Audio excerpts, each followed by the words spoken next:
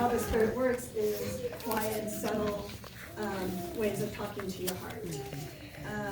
We need to be doing the right thing in order to listen to Him. If you are making wrong choices, the Spirit can't be with you when you're listening to bad things in a bad environment. The Holy Ghost cannot be in those kind of environments. But if you're doing the right thing, the Holy Ghost will be with you. You need to find ways to hear Him, so ways to find Him is like reading the scriptures and being in the right places, talking to the right people, coming to church. That's ways that you can find ways to hear Him. And the more you hear Him, the better your testimony will grow, and the better the Spirit will, you'll feel the Spirit. The Holy Ghost is a gift. It's something not to take for granted. Another role of the Holy Ghost is to guide us. Decisions protect us from physical and spiritual danger. Sometimes the Spirit will tell you to stop when you're driving. And I've known people that they have a green light, they're about to go, and they feel like, oh, we shouldn't go yet, and all of a sudden another car goes speeding through the light, and they would have hit them. And so if they just ignore it, then they would have been in a lot worse condition.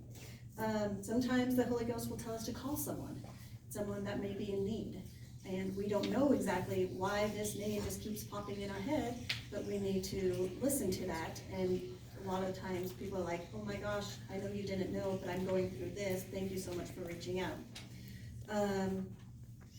Sometimes it tells you not to go somewhere because it could have led you to danger. Sometimes you don't know why He's telling you to do something. You'll never find out why, but you just have to listen to Him.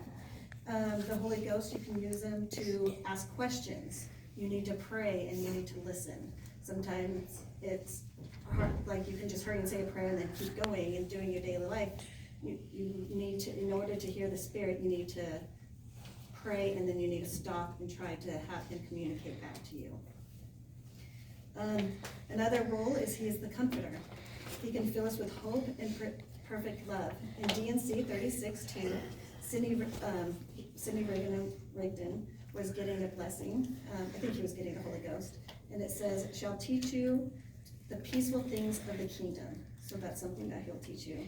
In Doctrine and Covenants 42:17, it says, for behold, the Comforter knoweth all things, and beareth record of the Father and of the Son. So that is the big thing that the Holy Ghost is here to do, is to bear record. The gift of the Holy Ghost. All honest seekers of the truth can feel the influence of the Holy Ghost, leading them to Jesus Christ and His gospel. The fullness is only after receiving the Holy Ghost. So everyone has the opportunity to have times to feel the Spirit. You've felt the Spirit many, many times. However, after Nathan lays his hands upon your head, you're going to be able to have you have the right to have Him at all times. And that is the fullness of the Holy Ghost. And that is something we get because of the Melchizedek priesthood and what Jesus Christ has given us. So it has to be a Melchizedek. And so when you get that, you'll also be confirmed a member of the Church of Jesus Christ of Latter-day Saints. And to be given the gift is called confirmation.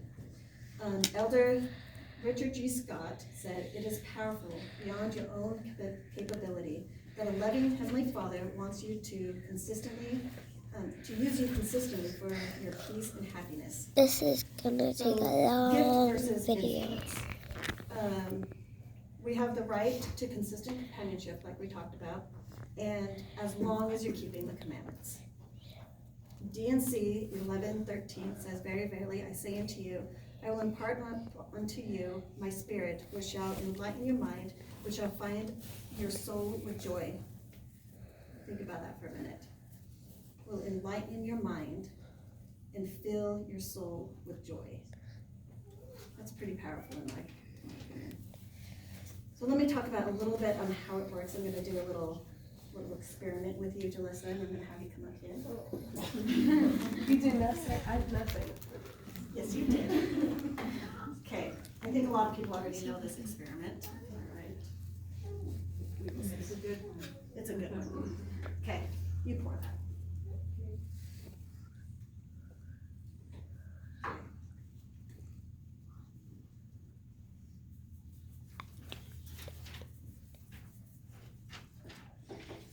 I'm missing some steps. Okay, the bowl of the water, that represents the world, okay? And the pepper represents the yucky things of the world that can affect us, such as temptations, sins, and trials. And you will go through a lot of trials still, but that's what that represents, okay? Now dip your finger into the pepper. Go around a minute. Okay, bring it out. Is there pepper stuck to your finger? Yeah. Yeah? Okay. Without guidance from God and the gospel in our lives, these things can impact us and they stick to us. So having everything in the world, does that make sense? Go around. Okay. Now,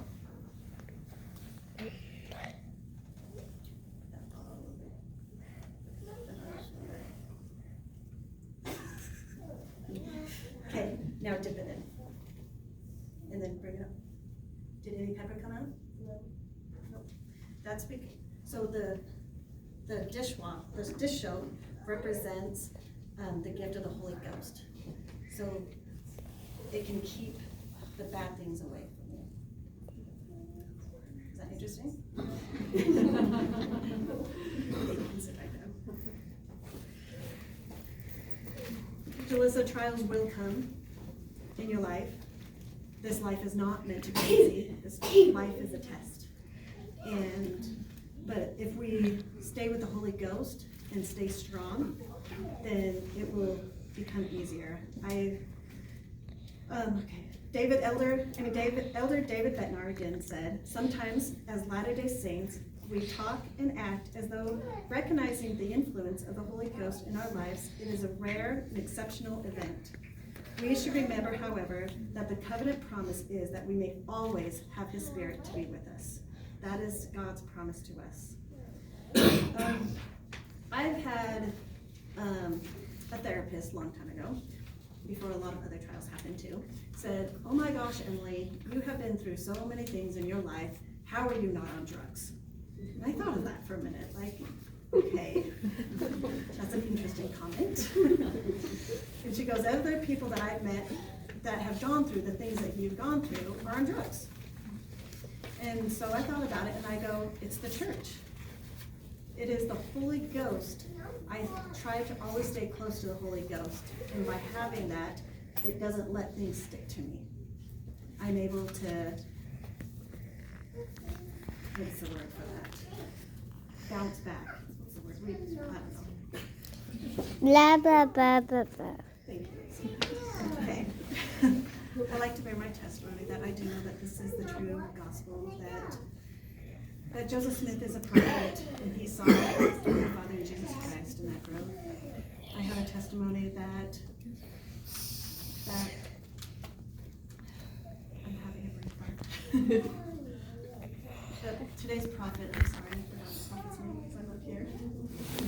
Nelson, thank you. I know that sounds so bad, but I know that Nelson is a true prophet of God, and that I really like this prophet because he's made a lot of changes. He really has done a lot of things with our church, and I know that it is from our Heavenly Father, Jesus Christ, and this is Jesus Christ Church, and I'm so proud of you, and I love you.